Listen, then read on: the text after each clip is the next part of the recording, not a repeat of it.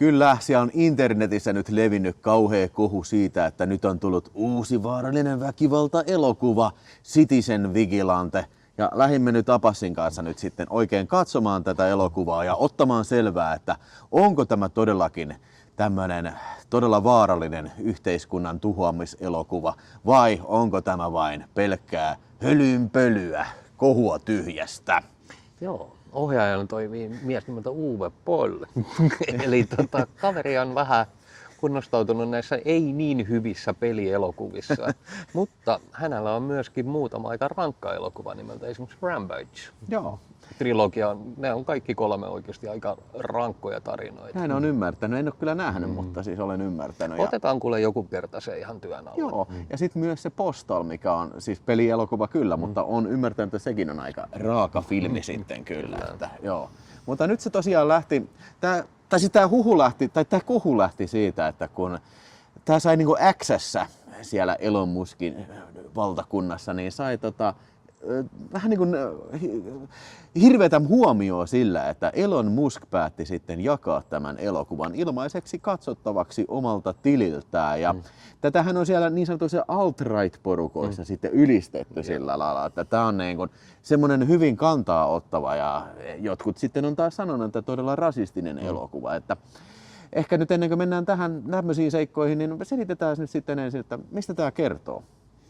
No, mulle tämä on ilmiselvää, että mistä tämä kertoo. Tämä kertoo läpileikkauksesta modernista ajasta ja sen paskoista piirteistä, että ne tuodaan, yhteiskunnan paskat puolet tuodaan esiin aika hyvin tuossa stereotypioiden niin kuin meille katsojille ja itse me sitten saadaan vähän niin kuin päättää, miten me tähän asiaan suhtaudutaan.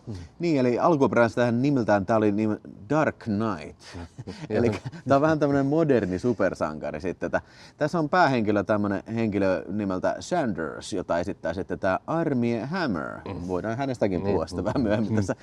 Armie Hammer esittää Sanders-nimistä semmoista, se on joku semmoinen vuokratalo-firman niin kuin pääpomo sitten. Ja se on muuttanut sitten johonkin nimeltä mainitsemattomaan Euroopan kaupunkiin sitten. Ja tämä tarina vähän niin kuin alkaa keskeltä siinä sitten sillä lailla. Tämä on ilmeisesti niin kuin aloittanut sitten tämmöisen vigilante-kostamisen sillä lailla. Että se menee aina kyseleen siis ihmisiltä, jotka on kärsinyt tämmöistä niin kuin systeemin syrjintää ja myös niin kuin siis tämmöisien vähemmistöjen tekemistä rikoksista. Niin menee heiltä kysymään sitten, että oliko tämä päätös, niin kun, oikeuden päätös niin kun heidän mielestään oikein, ja jos ei ole, niin sitten se lähtee tappamaan sitä.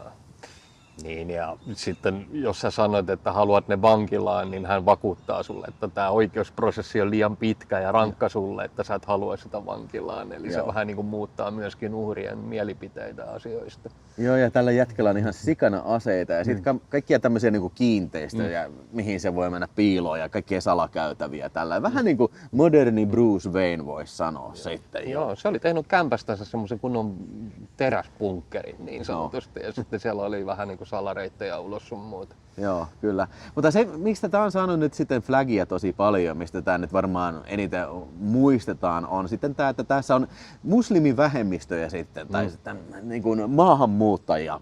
Kunnostautuu seksuaalirikoksissa tässä. Niin, tämä niin nimenomaan osoittaa sormensa siihen suuntaan, että tähän käynnistyy tämä elokuva sillä lailla, että semmoinen perheenäiti sitten puukotetaan ilman mitään syytä siinä kaupan pihassa. Ja sitten tämä ehkä keskiössä on tämä tämmöinen raiskauskeissi sitten, missä on nuori tyttö on raiskattu. Ja sitten tämä jengi, mikä raiskas, niin on päästetty sitten niin kuin tämmöisen korruptoituneen, mitä se mainitsi, että vasemmisto-voke-tuomarin ansiosta sitten niin vapaalle jalalle. Ja se on sitten tämä kuuluisa loppukohtaus, mistä on sitten jaettu klippejä, että se niin kuin menee sen perheen tykö ja sitten antaa pyssyn laulamaan siitä sitten. Että niin. Mä en tiedä siis, siis täytyy sanoa, että siis niinku, mä vähän odotin enemmän tältä elokuvalta, että niinku, tää ei ole kauhean hyvä elokuva. Ei. Ja sitten kun näitä tarinoita on tehty miljoonaa vastaavaa ja jotenkin tuntuu, että ne mistä se kohu haettiin, ne kohtaukset oli jotenkin niin päälle liimattuja ja niin stereotypioiden tehty, että mahdollisimman paljon vihaa pitäisi herättää sussa, mutta kun ne on niin irrallisia. Just näin. Siis tässä on just ongelma, että tässä ei oikein mitään niinku sisältöä. Siis siinä, että meillä ei mitään tietoa tästä hahmosta. Kuka tää niinku on? Tää on vaan niinku tämmönen selvästi päästään vielä oleva valkoinen äijä sitten, joka on rikas äijä, meillä on vitusti aseita, mutta meillä ei ole mitään motiivia tämän niinku kostojuttuihin mitenkään muuten. Se vaan haluaa tehdä näitä. Ja lisäksi, mikä on vielä kaikkein pahempaa, on se, että niinku, mun mielestä hyvästä kostoelokuvassa sen pitääkin niinku, herättää katsojassa semmoinen verenmaku suuhun, että sä haluat, että me nää vittu tapetaan. Mutta tää tekee semmoisen kardinaalin virheitä. Tää ei anna mitään kontekstia näihin kenellekään näistä tyypeistä. Oikeastaan naurettavinta on se, että niinku, ne tyypit, ne pikku street punksit, mitä se ojentaa siellä bussissa, niin heille on kaikista eniten niin kun annettu tätä niin sanottua backstorya. Ei tässä ole muuten mitään. Mä en tiedä uhreista mitään. Ei mitään. Sitten mulla ei jäänyt mitään sympatioita varsinaisesti niistä, koska mä en tiedä niistä mitään. Niin kuin, että olisi nyt luonut edes jonkinnäköisen tarinan, tiiäksä, sen tytön, joka siinä keskiössä oli niin kuin sen taustalle. Se puuttui ihan kokonaan. Niin kato, kun tässä ei ole minkäännäköistä tarinaa. Ei. Tää on niin kuin erilaisia kohtauksia, jotka sijoittuu tämän niin kuin maailman ympärille. Tämän yhden niin kuin, tämän miehen ympärille, ja sitten myös tässä esiintyy tämä Kostas Mandylor. Eli jotkut saattaa muistaa hänet tuosta Fist of the North Starista. Ja sitten Rooman seriffi, mulle se on aina Rooman seriffi. Eikö se ole ollut muista tuossa niin noissa joku tunteita ja tuoksia jotain näissä saippua-oopperoissa. Niin se sitten esittää tämmöistä vanhempaa kyttää sitten, joka on tämän miehen perässä. Ja tähän vielä ei yhtään auta tätä asiaa. Tämä on jotenkin, tämä tarinankerronta on vielä rikottu sillain aikajana. Että tämä ei ole mitenkään lineaarisesti etene, vaan tämä niin tuntuu, että tämä on takaumissa kerrotaan. Että se menee vaan niinku pikkujutuista rankemmaksi, mitä hän niinku vähän niinku todistaa. Esimerkiksi se, että esimerkiksi jotain tyrmäystippoja oli sen yhdessä. Että se käy niinku koko tämän modernin maailman niinku mädätykset ja vitsaukset läpi.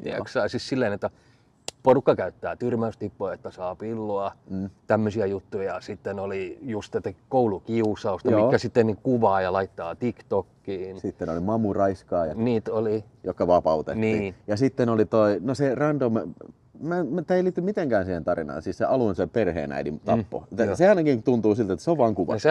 Mun mielestä siitä se lähti, että se näytettiin, että uutislähetys lähti siitä. Niin, että niin aika. Tämä unohdin, että tässä on tosiaan näitä uutislähetyksiä, vähän niin kuin Robocopissa, että nyt on maahanmuuttajien tekemät rikokset. Mä en tiedä kyllä minkälainen uutiskanava tämmöisiä niin uutisoisi näillä sanoin. Siis ne on niin kuin tosi raflaavia, mutta niin kuin kuitenkin. Joo, siitä se lähtee. Ja sitten vuokrahuijaukset, kun esimerkiksi narkkarit ei maksaa vuokria, niin miten paljon niin kuin vuokranantajalta jää rahaa saamatta. Joo, mä oon ihan samaa mieltä, että niin kuin, mietipä kuinka hankalaa se on häätää. Että niin kuin siinähän se selittää, miten perseestä on 7 kuukautta per asukas. Mutta se on ehkä mieluummin voinut keskittyä siihen, että mieti, jos sulla on niin kuin joku narkkari tosiaan naapurina ja se häiriköi ihan vitusti. Niin mietis, että se kestäisi 7 kuukautta, että saa niin kuin heitettyä ulos siitä. Mutta siis tämmöisenkin yksityiskohtaan tämä niin takertuu. Ja vittu, kun tässä on ongelma se, että tässä ei oikein ole niin kuin vahvaa tarinaa eikä mitään niin kuin vahvaa punaista lankaa, niin kaikki jää tosi etäiseksi tähän. Kyllä. Siis musta ei tuntunut yhtään suuntaan eikä toiseen niin kuin missään näistä kohtauksista. Ja se häly oli isompi kuin itse elokuva. Niin, mä oon ihan samaa mieltä, että siis niin kuin, mä toivon, että mä olisin tuntenut, että mä olin jommankumman puolella, mutta kun ei tää herätä niin kuin mitään tonne. Näin tää edellä mainittujen syyn takia, että ei tässä ole niin kuin oikein mitään. Tässä ehdottomasti vaatisi niin kuin, siis taidokkaan elokuvan tekijä. Sehän siinä on se ongelma, että jos sä haluat tämän elokuvan, niin kuin, että joku ottaa tämän tosissaan, niin se vaatisi myöskin tosissaan otettavan ohjaajan, jolla olisi niin kuin, jonka sanalla olisi jotain merkitystä. Uwe Bollihan lähti lähestymään tätä leffaa sillä, että vittu, tää on kielletty joka paikassa. Ja että tää on niinku, muut on cancelöity, blää blää blää. No siellähän studiot oli sanonut, että ei sua kukaan ole cancelöity, vittu, tee parempia elokuvia. Se on yksinkertaisesti tällä. Ja kaiken lisäksi se, että kun tää väitti Uwe Bolli, että tää oli niinku Saksassa kielletty, niin ei ole. Ei ole. Se on K18 merkintämaa. Missään maassa ei ole kielletty, ainakaan toistaiseksi vielä. Tämä on ihan turhaa paskaa, tämäkin on niinku aiheuttanut. Että ihan pikaisella googletuksella sai selville, että ei ole missään kielletty. Joo. Joo, että joo. Siis tää on mun mielestä niin kuin toteutukseltaan ehkä vaan pykälää parempi kuin joku niin kuin independent-elokuva. Niin. Tää on sinänsä ihan hyvin kuvattu ja sitten tässä oli muuten verikohtaukset oli tosi hyviä. Että Se räjäytettiin päät räjähti, joo, kyllä se oli hieno. Ja siis vähän kummallista tässäkin se, että niinku jos Uwe Boll omien sanojensa mukaan ottaa niinku tämmöisen niinku, oikeistolaisen kannan, niin minkähän takia se ampuu joku 10 poliisia siinä, tai tässä ukkoja. Niin, ja sitten sillä ei ole mitään uskoa, mitään positiivista näkemystä oikeusvaltiosta. Ei mitään. Mitenkin, ja sitten vielä hauskinta on se, että se on valinnut tosiaan pääosan esittäjäksi Armie Hammerin. Niin. Jos ette tiedä, niin kaverilla on kyllä aikamoinen syytöshistoria taustalla. Häntä ei ole kyllä ikinä, hän ei ole tuomio saanut mistään, mutta mulla on tosi vaikea uskoa, että niin moni nainen olisi kuitenkaan ihan päästänsä keksinyt näitä juttuja. Ja rikkaan perheen Vesa, että siinä oli pitkä sukuhistoria, mitä nopeasti katsoin, että ihan niin isästä lähtien niin kaikkea niin tämmöisiä... Joo, poliittisia vaikuttajia ja tällaisia. Että että no joo, tavallaan tää on ehkä tämmönen ehkä Elon Musk-tyylisen rikkaan äijän tämmönen kostofantasia, että hän haluaa olla tämmönen Dark Knight sitten, mutta tämmöisiä ajatuksia herää. Mun mielestä hyvän Vigilante-elokuvan pitäisi herättää semmoisia ajatuksia. Että ensinnäkin verenhimo ja myös semmoinen, että vähän itsekin alkaa miettiä, että olikohan tämä nyt vähän liikaa, mitä mä aloin ajattelemaan tässä. Tällainen. Mutta ei tää kyllä niin herätä yhtään mitään. Että mietipä joku Scorsese olisi tehnyt samantyylisen elokuvan. Tämä loppujen lopuksi eroaa tuosta Rampageista ihan kauheasti. Että siinäkin käydään läpi se, kaveri kyllästyy kapitalismiin ihan totaalisesti, että lähtee ajamaan. Tässä kyllästytään nuorison ja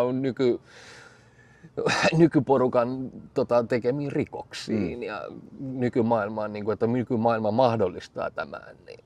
Hän on siihen kyllästynyt kurkkoa myötä ja lähtee antaa takaisin enemmänkin mun mielestä yhteiskunnalle. Mä haluan, että Uwe Boll vaan kalastelee, tämmöistä, että mistä sai skandaalin aikaan.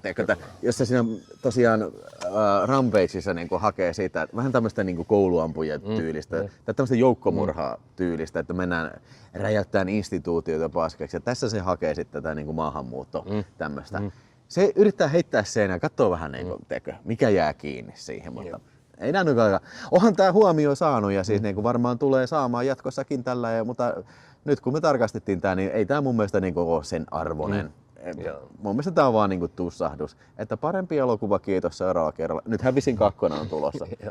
Ja en mä kyllä voi suositella tätä kyllä. Ei kannata edes uteliaisuutta kyllä katsoa, että me katsottiin sun puolesta. Niin, katsottiin se sun puolesta, mutta